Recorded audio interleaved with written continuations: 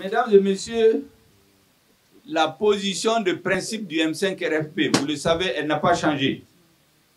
Dès le départ, c'est la démission d'Ibrahim Boubacar Keïta et de son régime. Nous avons dit ici, il y a quelques jours, lorsque nous avions rencontré le médiateur de la CEDEAO, qui a souhaité que nous rencontrions Ibrahim Boubacar Keïta, le M5 RFP a posé un certain nombre de conditions sur lesquelles je reviens pour ceux qui ne l'ont pas encore appris.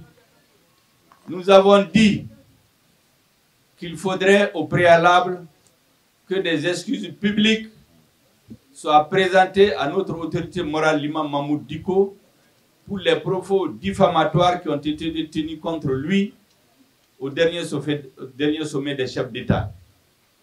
Nous avons dit aussi que les forces antiterroristes qui ont été utilisées contre notre peuple dans les rues, dans les lieux de culte, il faut que ceux qui sont responsables de ces tueries et leurs complices soient identifiés et traduits devant les tribunaux nationaux et internationaux.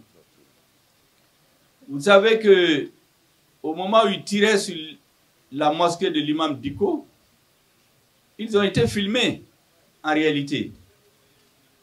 Il nous est revenu qu'il y avait une caméra qui filmait et ces forces antiterroristes, vous savez qu'il y en a plusieurs composantes, il y en a dans les différents corps. Ce que nous savons, c'est que ceux qui sont venus tirer dans la mosquée de l'imam Dicko dans la rue, ils étaient habillés en tenue noire. Entre eux, ils savent qui est habillé en tenue noire. Et nous demandons au régime, nous exigeons que ceux qui ont donné l'ordre, les complices, soient identifiés, arrêtés pour être traduits devant les tribunaux. C'est une des conditions pour que nous puissions engager quelques dialogues que ce soit avec Ibrahim Boubacar Keïta. Nous avons aussi dit que nos militants qui sont arbitrairement jugés de façon expéditive et condamnés doivent être libérés définitivement. Une fois ces trois conditions remplies, le M5 RFP est prêt à rencontrer Ibrahim Boubacar Keïta pour discuter des conditions du départ, de son départ et de son régime. À compter de ce jour, le M5 RFP a décidé une intensification de la lutte à travers des caravanes, des marches et processions dans les 6 communes de Bamako, Kati, les quartiers Sénou et Kalabankoro, mais également dans les villes et campagnes, sur les grands axes routiers, interurbains et frontaliers.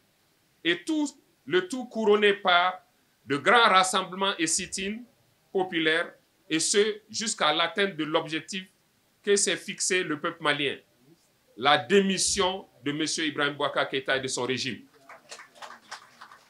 Le M5 RFP appelle toute la communauté internationale à soutenir le peuple malien dans sa quête de paix et de réconciliation nationale, de démocratie véritable et de mieux vivre à travers l'ouverture d'une transition républicaine, la tenue de concertations nationales pour convenir des solutions endogènes à la crise créée et entretenue par M. Ibrahim Boubacar Keïta et permettre ainsi de sauver le Mali. Enfin, le peuple malien reste plus que jamais mobilisé et déterminé dans la mise en œuvre de son droit constitutionnel à la désobéissance civile sur l'ensemble du territoire national et dans la diaspora, jusqu'à l'aboutissement de son combat patriotique pour la restauration d'un Mali démocratique, républicain et laïque, doté d'une gouvernance responsable et vertueuse. Ce gouvernement, malgré notre passivité, malgré que nous avons privilégié le dialogue social, a réussi à diviser les syndicats. Aujourd'hui, il y a des syndicats pro-gouvernementaux, mais nous ne sommes pas de ces syndicats-là, nous sommes les syndicats du peuple. Nous resterons aux côtés du peuple. Nous nous engagerons pour la cause de notre peuple. Parce que le peuple n'est autre chose que les travailleurs et l'ensemble des Maliens. Nous ne sommes pas au milieu, hein. Nous ne sommes pas modérés, hein.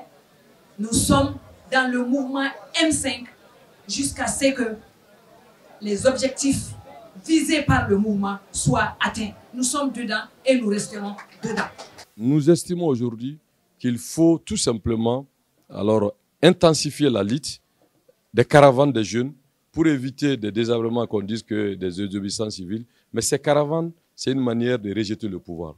Les jeunes doivent sortir par milliers, en moto, en tricyclette qu'on appelle katakatani, les vélos, ceux qui ont le véhicule, la place de Tour d'Afrique jusqu'au centre-ville, place de l'Indépendance. À l'inverse aussi le lendemain, c'est tout simplement pour montrer que cette jeunesse veut être une jeunesse qui se préoccupe d'un Mali meilleur, une Mali bien gouvernée, un Mali propre. Et ça, c'est de l'avant-goût. Le jeudi, les femmes décideront de sortir. À partir du Kandik, vont converger vers la place de l'Indépendance. Et le vendredi, ce sera le grand rassemblement de tous les Maliens, suivi du sitting. Donc notre détermination, c'est de montrer que nous sommes plus que jamais déterminés pour chasser Ibeka du pouvoir démocratiquement. Montrer à tout le monde, et surtout le soutien, j'ai dit, c'est la France qui le soutient. La France doit choisir le peuple malien et non ce régime.